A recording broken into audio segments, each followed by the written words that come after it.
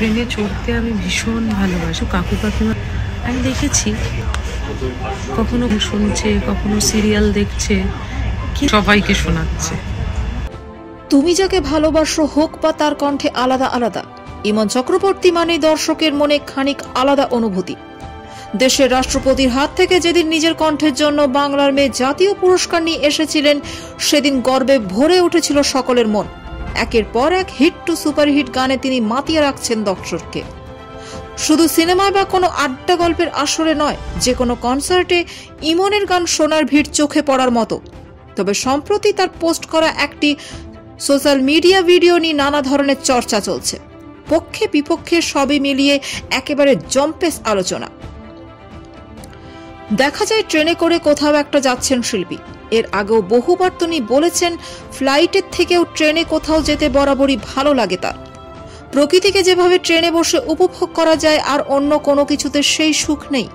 তবে সেখানেই লুকিয়ে রয়েছে এক সমস্যা, অর্থাৎ শিল্পীর ভালো না লাগার মতো কারণ।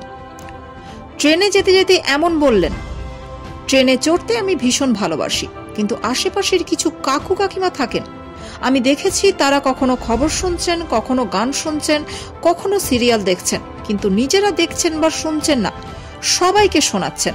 আমি জাস্ট তাদের ঘৃণা করি। ইমনের এমন প্রতিক্রিয়ায় নানা ধরনের মন্তব্য আসতে শুরু করেছে সোশ্যাল মিডিয়ায়। কেউ লিখেছেন সমাজ দূষণকারী কাকু কাকিমা, এরাই একজনের কথা অন্য কারুর কানে দিয়ে চলে আসে। কারুর মতে আবার এর মধ্যে আছে শান্তিনিকেতন ফেরত আতেল কাকিমা, পুরো ট্রেনকে কাঁথা স্টিচের শাড়ি আর ব্লাউজ দেখান, আর ভাঁড়ে চা পেলে মনে করেন যেন জীবনে প্রথম পেলেন। উফ, অসহ্যকর। কারো আবার মতে একদম ঠিক বলেছেন দিদি, এ সমস্যায় আমাদের প্রতিনিয়ত ভুগতে হয়। কেন এরা মানুষকে এত বিরক্ত করে তা সত্যি বোঝার উপায় নেই। ইমনের মন্তব্যের সঙ্গে সকলে যে একমত তার বলাই যায়। তবে জনৈক ব্যক্তি মন্তব্য করেছেন, রাতের ট্রেনে দেখি কিছু ইয়াং জেনারেশন রাত 10টার পর এত চেঁচামেচি করছে, অন্যদের অসুবিধা বোঝেন না। আর ইমন শ্রেয়া ঘোষালের ব্যবহার পারলে লক্ষ্য করবেন।